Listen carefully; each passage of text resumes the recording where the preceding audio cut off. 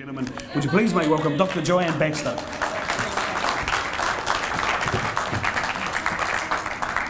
E ka mana, e ka waka, e ka reo, e ka karakatanga o te motu, tēnā koutou. He mihi mahana, he mihi aroha, tēnei kia koutou katoa. Well, kia ora everyone.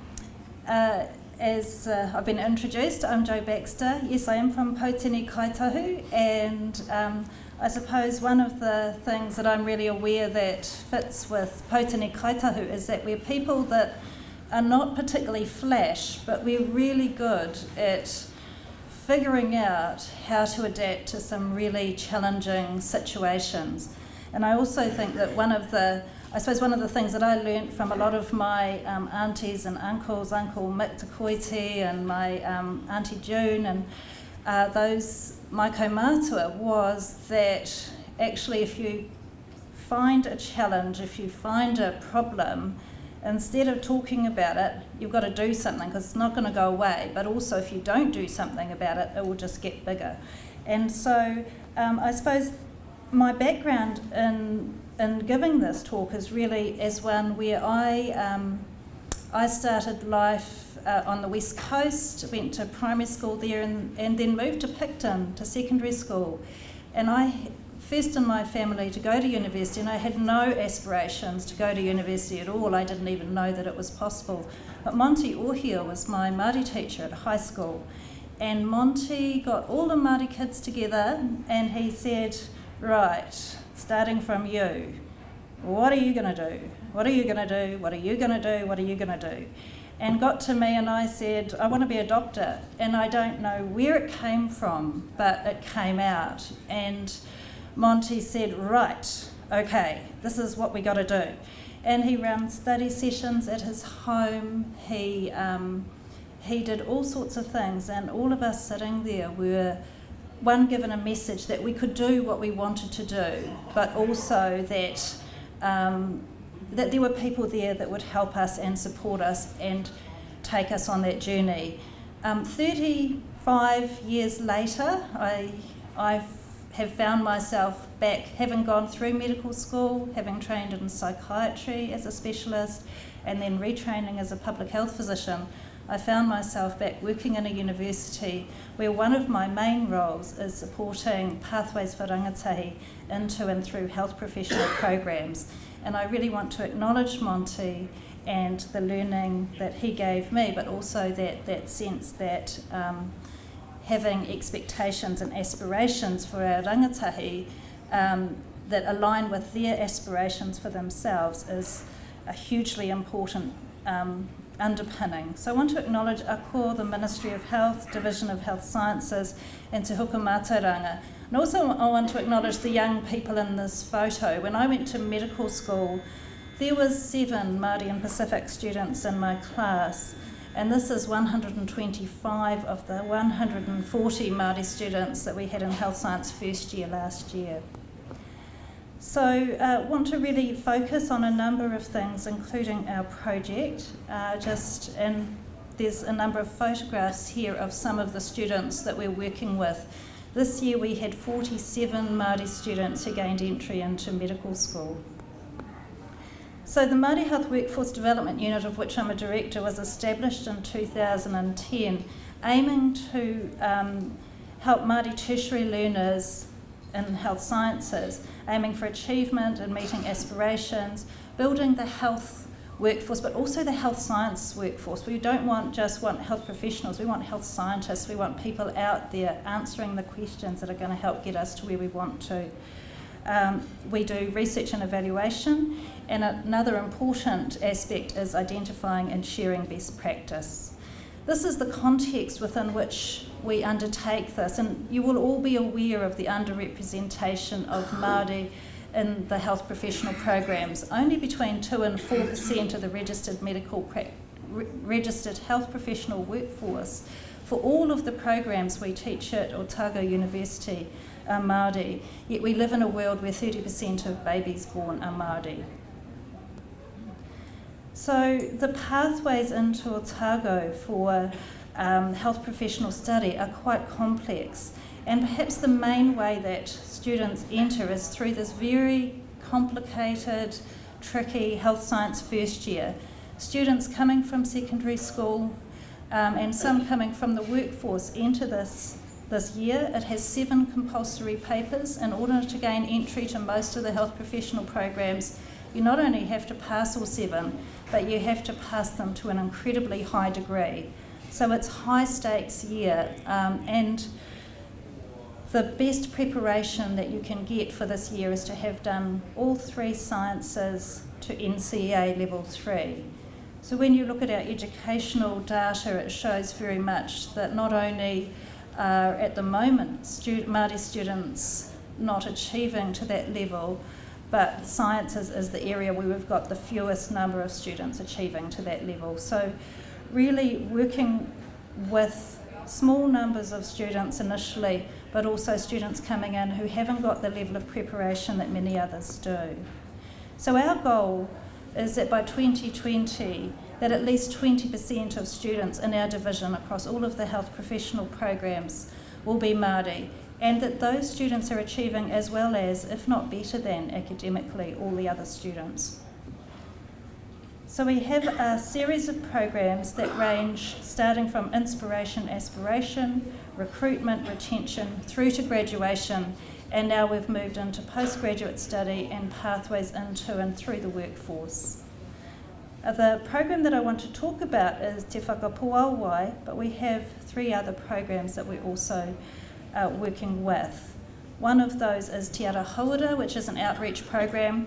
So we're working hard to try and instill and support schools to engage young Māori in science. We run gifted and talented programs, and we work in partnership with a range of groups. And now we're starting to see quite a strong flow through of rangatahi who've been part of the programs that we've done in secondary school into tertiary study.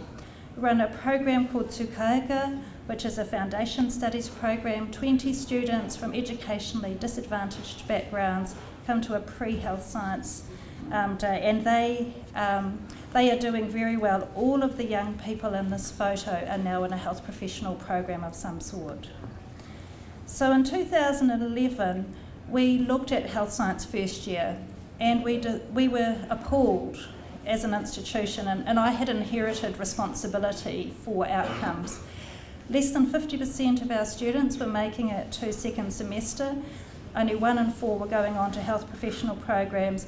And when we looked at who wasn't passing, it was those kids that were coming from low decile schools, science gaps, first in family to come to university, people coming from rural areas, and people that weren't able to afford to come and stay in residential halls. So we developed a program that was really about many of the things we've talked about today, which was really focused on drawing together what we know are the strengths of things Māori, but also acknowledging that we needed to do a lot to bring in academic support, careers advice. We started to work with data and trying to make sense of how to do things better. And we had a dramatic result just by focusing in on those students and their outcomes. The outcomes for Māori students rose dramatically, and we went from having less than half passing to 80% getting through to the second semester, and almost 70% going on to health professional programs. Our biggest concern has really been that the ones who initially responded to that were the ones that were coming in with the best education. It sort of makes sense, but we wanted to see what could we do to ensure that we were meeting the needs of the diversity of Māori. This wasn't about cream skimming and saying, let's go and find the kids who've got a really good education and get them through. We wanted all the people that we could get to get through. So our ACOR grant is really about enhancing our health science first year program, and through doing a range of things. First of all, in building on strengths, making sure that we respect tikanga, that it's culturally based and founded on and thinking about what we've learnt and what we have been able to make sense of in terms of what's worked for Māori students. We also were very aware that some of the framing of Māori students as problem students who needed to be fixed was the exact opposite of what needed to happen in order to get good outcomes. So we did a bit of a frame of, we have very much gone for strengths-based, anti-deficit and a non-remedial approach. We believe that all the students that we see have got incredible capacity. However, they haven't always had the opportunity to engage with learning in the ways that Tātipene and Hannah talked about, that is actually around how do you engage, enjoy learning, drawing on a much broader range of knowledge and understanding. So we took that and we added the evidence for many of those things, working with mindset theory, working on metacognition, thinking about thinking, and set up a new program that focused on information for the whole cohort. We set up a tuakana teina mentoring system and group peer support, and we also have been doing individual goal setting, all within a context, all with Māori staff and people who have a real passion for Māori education. And this looks a bit complicated, but basically around the outside are all of the things that we do with the group, and the blue are the things that we were doing working with students as individuals. The questions that our ACO grant are really seeking to answer is, in what ways are outcomes for Māori students impacted upon by this program? In what ways are outcomes for students with educational disadvantage impacted upon by the program? And does this differ? So we have the capacity to compare what happened before, what happened now, and what happens into the future. We take a continuous quality improvement approach to that. So we have a range of data, quantitative and qualitative. We've been working with whānau, with schools, with peer tutors, with a range of other stakeholders, all the time continuing to learn and to utilise the data in a number of ways. Again, the yellow squares are where we're gathering data and we were utilising that data to learn about what's making a difference. As part of the ACO project, also a really important part of this is building networks, relationships, partnerships, collaborations, building champions, really working with a whole systems approach to embedding change based on what we learn. And also one of the really important things for us has been how do we change the discourse that sits around Māori students as being people who need help versus get out of their way, which is kind of, I think, very much some of where we've headed. So we have a whole range of visions. These are visions that have come to us in combining the consultation around this project, and we've started to get some fairly important outcomes. So this is what's happened with, this is one of our outcomes, entering health professional programs, and we've had another increase, and we're very pleased to see that that increase has been because the kids coming with the most educational disadvantage are now doing better. We now have almost 260 Māori students studying across our health professional programs, and really exciting to know that starting next year we will be beginning to graduate the big increases that we have. So our goal is one of our goals is to be able to stand up and present in 5 years' time and not have our statistics look like they have. So it's a work in progress.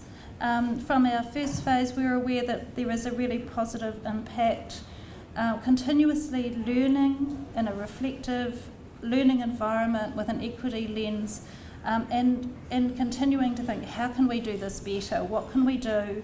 Can we get to a point where 20% of all of our health professionals in New Zealand are Māori, but not just our health professionals, our scientists, and I think very much what we have learnt reinforces all of the things that we know have been coming out of education, that we need culturally responsive programs with high expectations because our students are excellent. We can utilise evidence and contribute to the evidence. that our students and their whānau are our biggest strength. We've only got a small team of 4 or 5 people. We now have 650 Māori students in our division, so we rely on them to be sharing the messages that they've been learning about their own excellence. We have the top physics and chemistry students from last year were Māori students. Of 1,800 students who sat physics for health science first year, the top student was one of our Māori students. And I suppose for me, working in this program has allowed contributions to education, health, science, and very much coming back to Monty's view that education is a pathway for whānau transformation. So, nō reira, tēnā koutou, tēnā koutou.